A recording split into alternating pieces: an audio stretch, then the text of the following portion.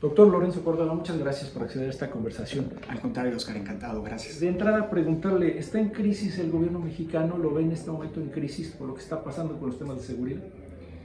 Bueno, México está viviendo muchas crisis. El gobierno, como responsable de enfrentarlas y de conducir, de adoptar las políticas públicas. Estamos viviendo una crisis de inseguridad, estamos viviendo una crisis de estancamiento económico, estamos viviendo una crisis política, una crisis, digamos así, digamos, democrática en términos de la capacidad de construir consensos y de la reintroducción de muchos fenómenos que creímos habíamos dejado atrás, fenómenos todos ellos autoritarios. Estamos viendo, por supuesto, a nivel global una crisis ambiental, y que México no es la excepción, entre muchas otras.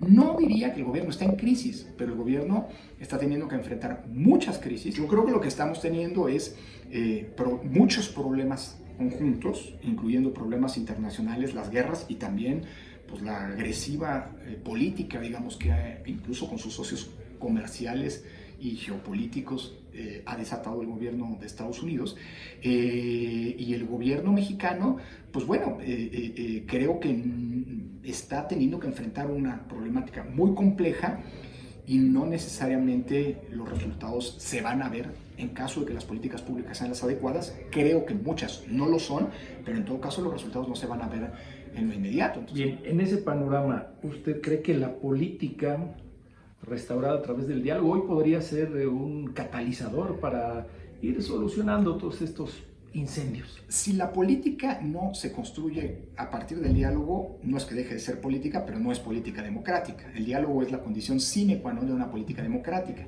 Y lo que hemos visto ha sido la renuncia al diálogo, precisamente porque lo que estamos hoy presenciando es un viraje, un golpe de timón hacia el autoritarismo. Prácticas de la política de hoy en día son prácticas abiertamente autoritarias. El que en un congreso, por ejemplo, las decisiones se impongan sin escuchar siquiera ni atender los cuestionamientos sin discutir siquiera. Es decir, que como pasó con la reforma judicial, algunos congresos locales hicieron una especie de competencia entre sí a ver quién lo aprobaba más rápido, que una reforma constitucional del calado de la reforma judicial haya sido aprobada por el ganador de esa competencia. El Congreso de Oaxaca en 15 minutos, pues eso te habla que hay una renuncia a hacer política en clave democrática y a dialogar. Hoy la política es la política del avasallamiento y del aquí mis chicharrones truenan, aquí solo mis chicharrones truenan. Entonces, yo sí creo que estamos viviendo un momento muy delicado, sobre todo porque la gran virtud del diálogo no es solamente que las decisiones son más ponderadas y recogen los distintos puntos de vista y por lo tanto son más legítimas, sino que además la posibilidad del error se multiplica. Hace un momento mencionaba, por ejemplo, cómo la reforma judicial que fue impuesta unilateralmente por un capricho, por una venganza, o las dos cosas, es una de las peores reformas desde el punto de vista técnico, al menos en materia electoral, que hayamos visto en la historia. Es decir, ahí están los resultados. Tuvimos las elecciones con menor participación de la historia moderna del país. Hablo de elecciones porque la consulta popular es otra cosa, no es una elección. Y además tuvimos una de las elecciones en las que volvimos a ver prácticas que no veíamos desde hace desde hace 40 años. Sí, la inducción del voto, la falta de mecanismos de certeza, el que en la noche de la elección no se supieran los resultados electorales, tuvimos que esperar más de 2 semanas para que estos llegaran. En fin, eso es en buena medida producto o un ejemplo de cómo la imposición unilateral de los puntos de vista, la falta de diálogo y por lo tanto de escuchar y a lo mejor corregir lo que se está planteando, provoca. ¿Qué tan destruida o qué tan en riesgo, cualquiera de los dos términos que quiera ocupar, ve la democracia? Yo he sostenido que así como en los años 80, pero sobre todo en los años 90, México vivió un proceso de transición a la democracia. Hoy estamos viendo un proceso inverso de transición al autoritarismo. La transición a la democracia se articuló en 4 grandes ejes.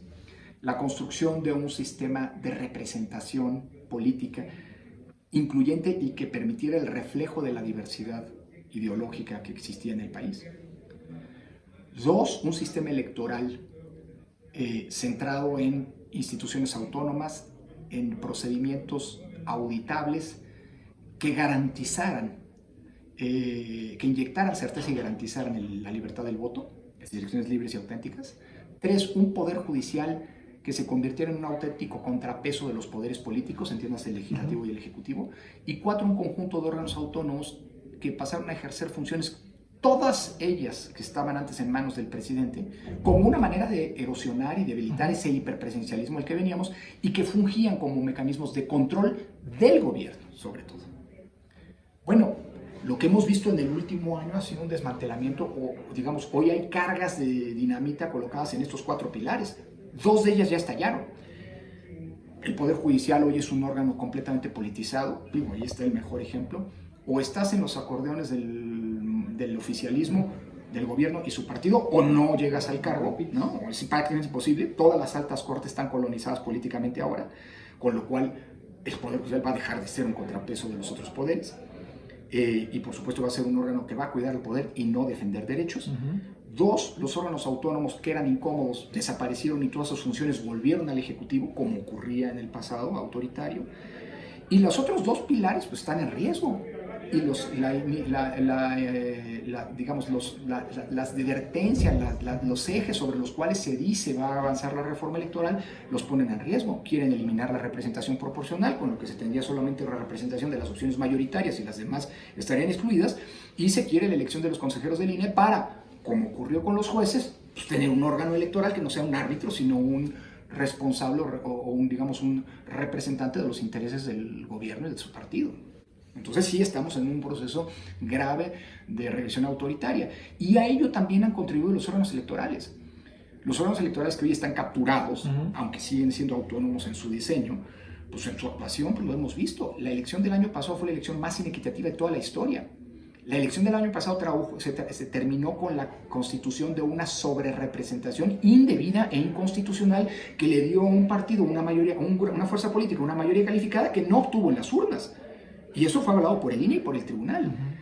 En estas elecciones, bueno, tú tienes a una presidenta del INE que parece más una vocera y digamos que su intención es más legitimar la actuación incluso ilegal del gobierno, como los acordeones y qué sé yo, o menospreciarla, que en ser auténticamente un árbitro electoral. Entonces sí estamos en riesgo en términos democráticos. Una reforma electoral siempre es pertinente siempre y cuando se cumplan ciertas condiciones, y yo creo que una de las condiciones que deben caracterizar una reforma electoral es un amplio consenso en torno a sus contenidos.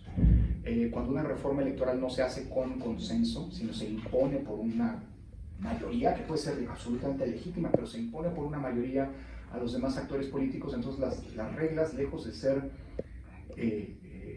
mecanismos para resolver problemas, se convierten en el problema y se convierten en el punto de partida de las descalificaciones de los procesos electorales.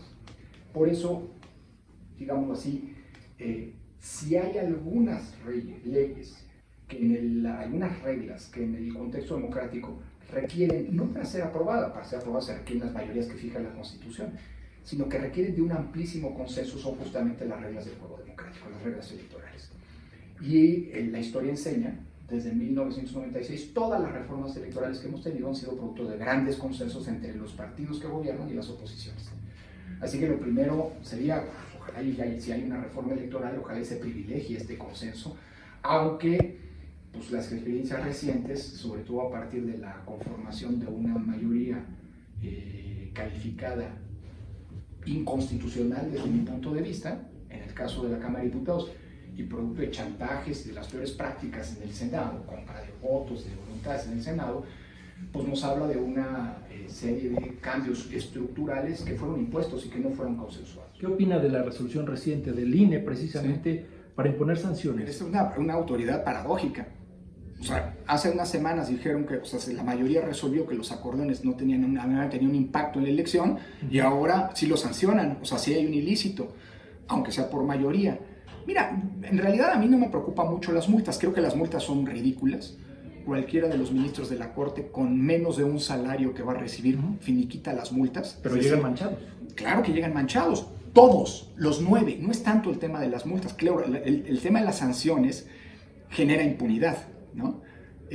Porque te mete inmediatamente la lógica de costo-beneficio. Ser ministro durante 9 años, ganar 120,000 pesos y tengo que pagar 78,000 pesos de multa, pues es un buen negocio, ¿no? Total. Genera los peores incentivos. Pero lo más grave es lo otro. Mira, si el Tribunal Electoral revoca estas multas, y yo creo que lo va a hacer porque el Tribunal Electoral está plenamente entregado al oficialismo, pues hombre, va a resultar que las elecciones en el futuro, el mensaje para las futuras elecciones es: aquí se vale hacer lo que quiera, no pasa nada. Venga la tierra de nadie, venga el estado de naturaleza en las elecciones, aquí lo que importa es ganar, no importa cómo, que las autoridades electorales no van a decir ni pío. Y por el otro lado, si se ratifican las sanciones, pues ocurre lo que decías. Ahora resulta que los 9 ministros, que son los funcionarios que fueron electos según esto para garantizar la legalidad y la constitucionalidad de lo que ocurre en el país, llegan a sus cargos manchados de ilegalidad y sancionados, habiendo tenido que pagar multas. Es una locura. Es muy delicado lo que ocurrió, pero me parece que eso coloca al Instituto Electoral en una solución. Y la solución no es la que dijo la presidenta del INE, ¿eh? Mejor no pongamos sanciones, no. La cosa era sancionar los ilícitos. Cuando una autoridad deja de sancionar los ilícitos, deja de señalar las faltas, no sirve para nada. Es una autoridad que sale sobrando. No, lo que debe haber hecho el INE, creo yo, pues un día no me toca a mí decidirlo, es evidenciar las sanciones y que las sanciones tengan una consecuencia para que el costo en el futuro de cometer esas irregularidades sea tan alto que no vuelvan a ocurrir. Pues la sanción debe ser, no solo debe ser cierta, sino debe ser de tal entidad que inhiba la comisión de conductas ilícitas. No se ha usado, por ejemplo, el concepto de la violencia política de género. Sí, claro. La violencia política de género es un problema real y preocupante, gravísimo. Pero hoy la violencia política de género se ha banalizado. Se denuncia por violencia política cosas que no son claramente violencia. Las autoridades les dan entrada, lo cual abarata el concepto de violencia. Y por el otro lado, las sanciones, bueno, son de tal magnitud por casos que yo creo que no necesariamente son violencia política de género, que han provocado que hoy la violencia política de género, al menos en 3 ocasiones, haya sido utilizado como un pretexto para censurar críticos, para censurar periodistas y para atacar políticamente adversarios. Es gravísimo lo que está pasando y esta es una responsabilidad directa tanto del INE como sobre todo del Tribunal Electoral. Es gravísimo. Porque lo peor del asunto es que esa es la peor manera de combatir un fenómeno que debería preocuparnos y ofendernos a todos, que es real, que es la violencia política de género. No que una tuitera hable de una diputada, no que un periodista hable críticamente de una alcaldesa o de una aspirante a un cargo judicial. Es decir, es muy delicado lo que está ocurriendo y es una manera de desvirtuar y desnaturalizar esta figura. Es una manera, es la peor manera de defender a las mujeres frente a la violencia política. Muchos se preguntan, ¿dónde está la oposición? Soy de los que me pregunto lo mismo. La oposición es increíble que haya tenido que ser un grupo de exfuncionarios electorales, de intelectuales como los del IETD, quienes hemos hecho una propuesta alternativa de reforma electoral y la oposición ni siquiera ha entrado al debate cuando además son los que van a ser los principales perjudicados de prosperar una reforma que atente contra las vías democráticas de acceso al poder. Es una pena y eso es algo que les va a cobrar la factura incluso electoralmente, ¿no? 3 de cada 10 personas, 3 de cada 10 mexicanos en edad de votar, votaron por la presidenta. 7 no lo hicieron. En la elección judicial, 1 de cada 10 participó en la elección judicial.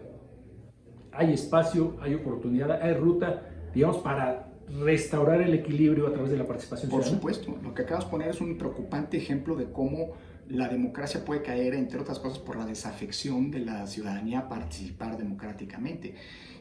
Pero además es muy importante subrayarlo, y qué bueno que lo haces, porque es la mejor manera de subrayar que quien nos gobierna legítimamente por una mayoría relativa, así lo decidió, pero no encarnan al pueblo, porque el pueblo somos esos 10, uno de los cuales votó en la elección judicial, y esos 100, 35 de los cuales, perdóname, menos, 35 de los cuales de 100 votaron por la actual presidenta. Es decir, el pueblo es mucho más que lo que la presidenta dice representar.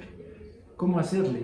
Es un problema de ir en contra de las lógicas que han prevalecido en el discurso público, la lógica de la polarización, la lógica de la descalificación del contrario, la lógica demagógica de estar hablando todo el día del pueblo, pero sobre todo es, digámoslo así, es una tarea de pedagogía colectiva para que los ciudadanos asuman que el no participar, a veces hasta por repudio a la política, es una manera de hacer política, es una manera de darle la espalda a la democracia y de permitir, de contribuir a que esta regresión autoritaria que estamos viviendo avance. Doctor, muchas gracias. Encantado. Gracias.